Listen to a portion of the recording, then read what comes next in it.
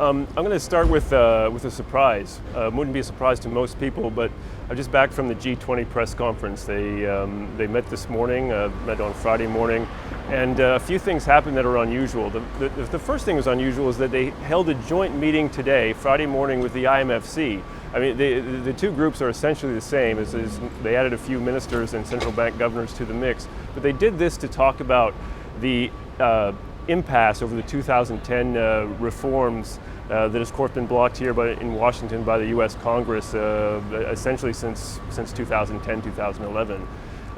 So this is significant. It shows that there is a seriousness around the issue, around the IMF.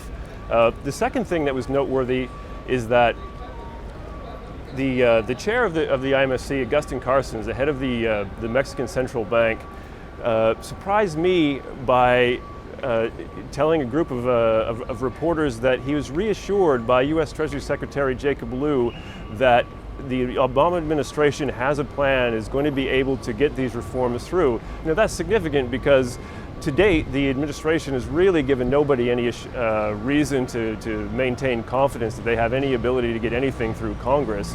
But Governor Carstens made this point explicitly, so one has to assume that there's something behind it.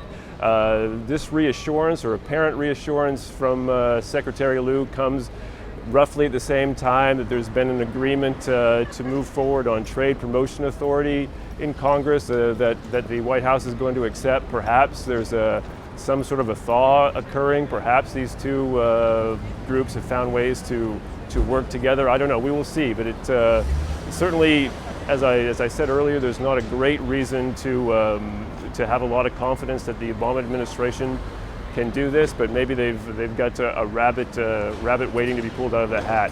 And the final thing I'll say on this is that at the same time that Governor Carstens reported back this reassurance from the U.S. Treasury Secretary, he did at the same time, and this is the headline, he did at the same time say that the IMFC did direct the board of directors of the IMF to proceed with what journalists basically call Plan B. That's a way forward on the 2010 quota reforms without the U.S.